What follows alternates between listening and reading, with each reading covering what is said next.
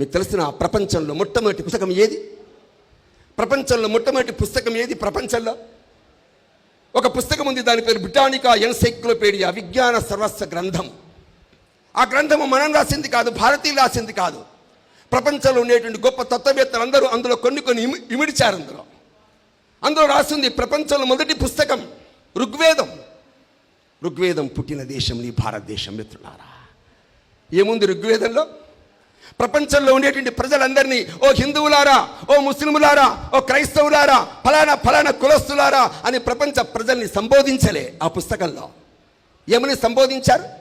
సంగచ్చద్దం సంబదద్ధం సంభో మనాంసి జానతాం. ఓ ప్రపంచ ప్రజలారా, మనందరం ఒక లక్ష్యం కోసం, గమ్యం కోసం పరిగెత్తాలి. భుజం భుజం కలిపి, కదం కదం కలిపి ఆ లక్ష్యము, ఆ గమ్యం కోసం పరిగెత్తుదాం అని ప్రపంచ ప్రజల్లో మానవతావాదాన్ని నింపినటువంటి ఋగ్వేదం పుట్టినటువంటి దేశం భారతదేశం. మిత్రులారా,